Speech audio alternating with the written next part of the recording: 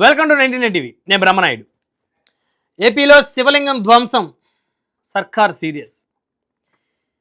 గత ప్రభుత్వంలో జగన్మోహన్ రెడ్డి గారు 5 ఏళ్ళు ముఖ్యమంత్రిగా ఉన్న సమయంలో దేవాలయాలపై దాడులు జరిగినాయి. చాలా దారుణమైనటువంటి పరిస్థితులు. అప్పుడు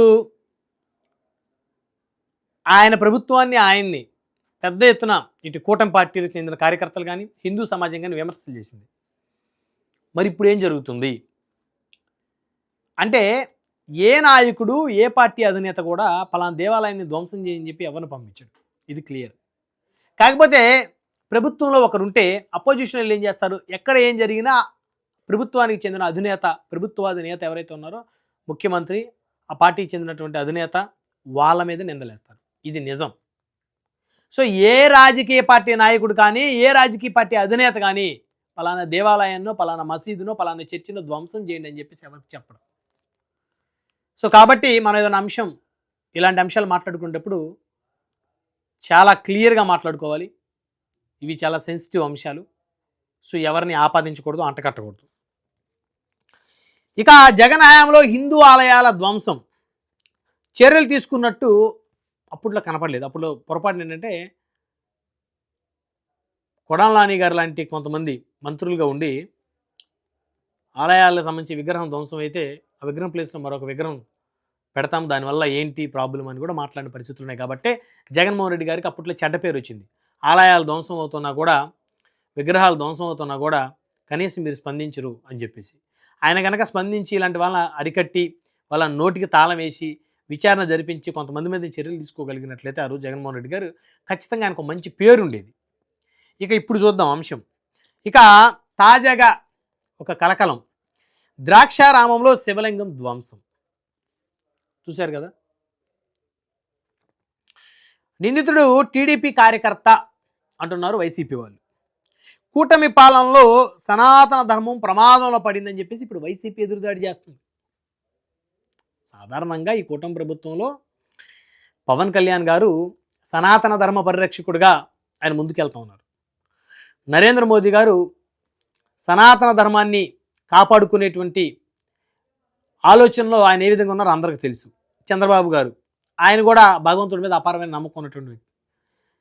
కాబట్టి వీళ్ళ పరిపాలనలో సనాతన ధర్మానికి ఎలాంటి ఇబ్బంది రాదు. కానీ వైసీపీ వారికి అవకాశం దొరికింది కాబట్టి ఇప్పుడు వాళ్ళు మాట్లాడుతూ ఉన్నారు. ఇదిగో పలానా ధ్వంసం జరిగింది దేవాలయాల్లో, ఇదిగో ఈ కూటమి ప్రభుత్వం వల్ల హిందువులకు అన్యాయం జరుగుతుంది, లేకపోతే సనాతన ధర్మాన్ని వీళ్ళు ఏదో నాశనం చేస్తారని చెప్పేసి వాళ్ళకి ఒక అవకాశం దొరికింది కాబట్టి వాళ్ళు మాట్లాడుతున్నారు. ఇక ఈ ఘటనని వైసీపీ ఎమ్మెల్సీ తోటా త్రిమూర్తులు గారు చాలా తీవ్రంగా ఖండించారు. ఈ ఘటన సంబంధించి ఆయన కూడా వెళ్ళి అక్కడ ప్రెస్ మీట్ కూడా పెట్టి మాట్లాడారు.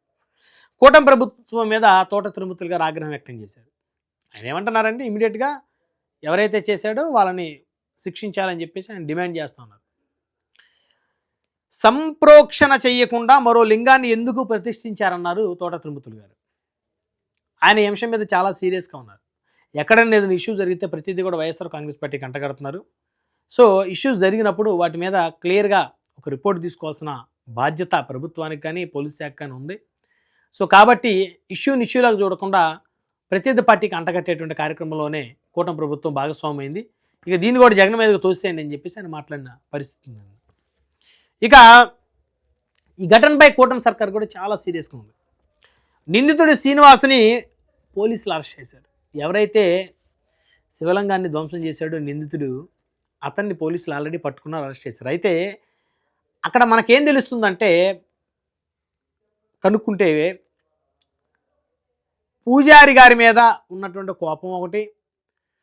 సో ఆ నేపథ్యంలో అతని మీద వెయ్యాలి నింద అని చెప్పేసి ఆలయానికి సంబంధించినటువంటి ఎవరైతే నిర్వాహకులు ఉంటారో వారి మీద, అక్కడ ఉన్న పూజారి మీద నింద వేయాలని చెప్పేసి ఆ శ్రీనివాస్ అనేటువంటి వ్యక్తి శివలింగాన్ని ధ్వంసం చేశాడని చెప్పి స్థానికంగా మాట్లాడుకుంటున్నారు. గతంలో కూడా ఆలయాలపై దాడులు జరిగినట్లు రాజకీయ కుట్ర అనేటువంటి అనుమానాలని కొంతమంది వ్యక్తం చేస్తూ ఉన్నారు. సో రకరకాల, ఎందుకంటే సమాజంలో ప్రజలందరిది ఒకే అభిప్రాయం ఉండదు, ఒక్కొక్కరిది ఒక్కొక్క అభిప్రాయం.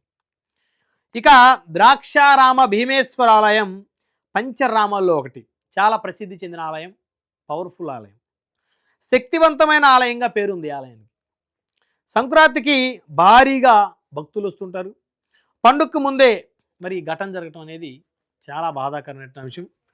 భక్తులు జీర్ణించుకోలేకపోతున్నారు. ఇది అత్యంత దారుణమైనటువంటి అంశం. ఎందుకంటే మరి ఈ ఆలయానికి పెద్ద ఎత్తున భక్తులు వచ్చి సందర్శించుకుంటారు. ఇక సంక్రాంతికి ముందు జరిగినటువంటి ఘటన కావడంతో కాస్త ఇబ్బందికరం, భక్తులు కూడా జీర్ణించుకోలేకపోతున్నారు. ఉత్తర గోపురం వద్ద శివలింగం ధ్వంసమైంది. ఇక నిందితులకి కఠినమైనటువంటి శిక్షలు పడాలని, అప్పుడే ఇలాంటివి అవుతాయని చెప్పేసి ప్రజా సంఘాలు కూడా ఆగ్రహం వ్యక్తం చేస్తున్నాయి, హిందూ సంఘాలు కూడా ఆగ్రహం వ్యక్తం చేస్తున్నాయి. ఎందుకంటే హిందూ దేవాలయాలకు రక్షణ లేకుండా పోతుంది, కనీసం భయము భక్తి లేకుండా పోతున్న పరిస్థితులు. ఇటువంటి ఘటనలు చాలా సున్నితమైనటువంటి ఘటనలు.